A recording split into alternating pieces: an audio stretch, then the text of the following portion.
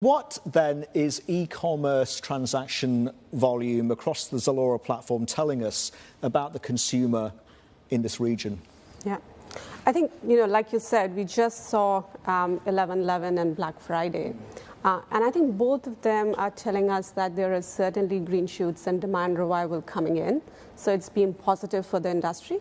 Of course, everyone is pragmatic that as we see, at least in the online world, there's been a resettling post-COVID of the demand patterns.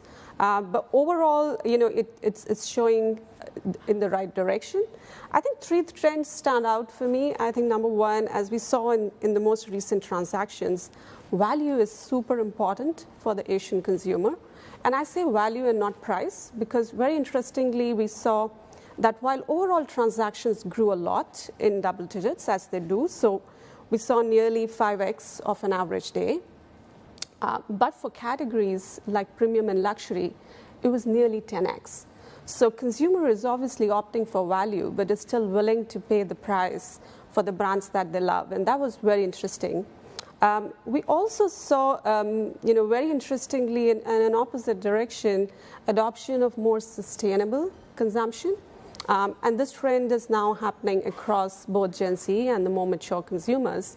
And certainly versus 2020, when we launched our Earth Edit, we see nearly triple-digit growth on consumption from these products. So very encouraging trends. Obviously the bigger picture on the year has been more somber, but we are very happy with where it's headed.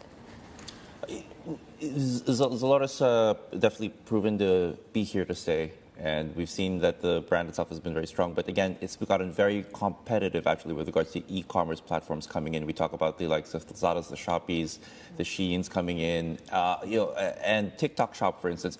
How is Zalora differentiating itself? Because it seems that in this day and age, differentiating yourself and making sure that you have a clear message to your customers is more important than ever. How is Zalora doing that exactly? And why is it working in Zalora's favor? Yeah, absolutely. And it's an excellent question.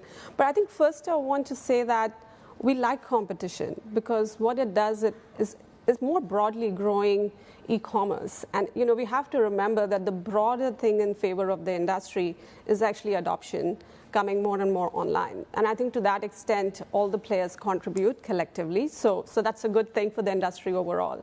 For us, like you said, we're very focused.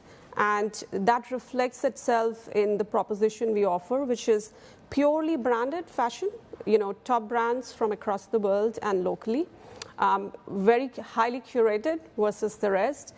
And at least in Asia, very relevant that it's only authentic, which is something that our consumers always love and talk about. We combine it with an excellent customer experience where we overinvest. Our NPS scores are the highest in the industry, crossing 80% usually. So I think it's that package. And we also work very actively with our brands, and we see them as active partners in this journey with us.